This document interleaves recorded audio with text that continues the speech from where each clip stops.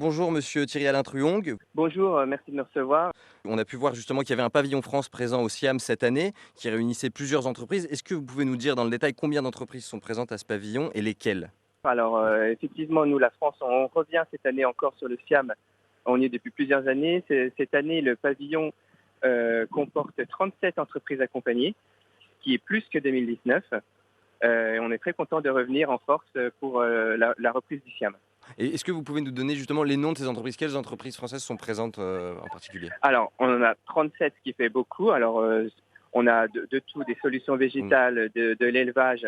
La région Aura en apporte à elle-même 13, 14 entreprises. Alors, on a de AMB Rousset, BPI France qui est notre partenaire, Brad Technologies qui fait de l'innovation sur le traitement du sol, Copenois qui vend des noix d'Isère, Eurofeder par exemple pour l'élevage ou Guérin Plastique encore pour ce qui est équipement agricole. Et alors, quelle est la plus-value que ces entreprises peuvent apporter sur ce salon? Alors les entreprises françaises s'adaptent à leurs clients et à leurs amis marocains. Alors on a des innovations qu'on développe en France, mais pour les terrains méditerranéens. On pense qu'on peut travailler aussi en collaboration avec les entreprises marocaines, avec les agriculteurs marocains pour proposer les solutions françaises d'irrigation, de traitement du sol, d'élevage, de génétique. Tout ça, on peut le retrouver sur le pavillon France du SIAM. Vous parlez des solutions françaises. J'ai pu voir justement que parmi vos attributions, il y avait une expertise, c'est très précis, une expertise de la région Auvergne-Rhône-Alpes au service des objectifs de la souveraineté alimentaire durable au Maroc. Ça consiste en quoi exactement cette expertise? Alors tout à fait. Alors la région Rhône-Alpes est la seule région française représentée en tant que région, que collectif sur le SIAM, sur le pavillon France cette année.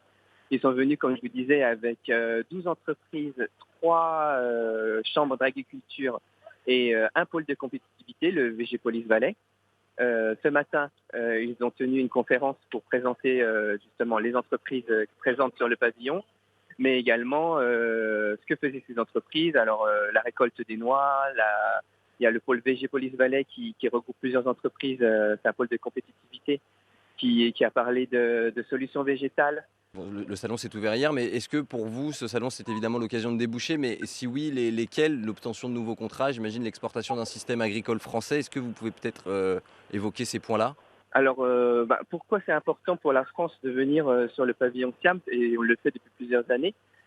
C'est bien entendu pour trouver des nouveaux clients avec des solutions françaises, pour aider les agriculteurs marocains à développer également leur production.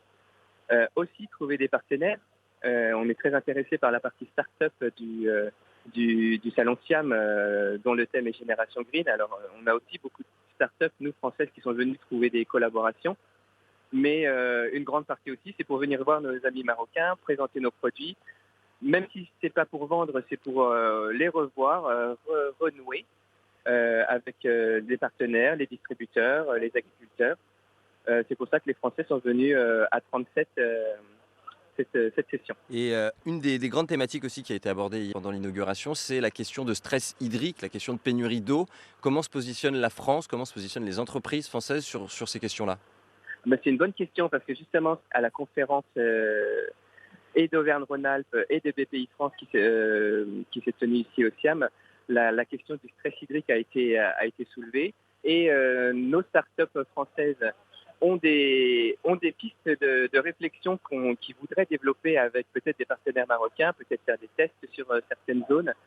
C'est quelque chose sur lequel on travaille, ou des startups ou des PME. Alors c'est un peu pour l'instant aussi en test, mais on espère de bonnes collaborations entre la France et le Maroc sur cette question.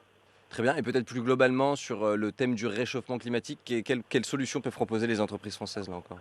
Alors je pense que c'est effectivement une question transverse Hmm. qui touche toutes nos filières, que ce soit l'élevage, les solutions végétales, les équipements, tout ce que nos entreprises, en tout cas, présentent ici au SIAM. On a toujours ce biais, en tout cas cette idée de respecter l'environnement, ou en tout cas de revenir à une agriculture plus responsable. Très bien. Écoutez, merci beaucoup Monsieur Truong d'avoir répondu à mes questions. Avec plaisir. Je vous souhaite une très bonne fin de journée et encore merci. Merci à vous. Au revoir. Au revoir.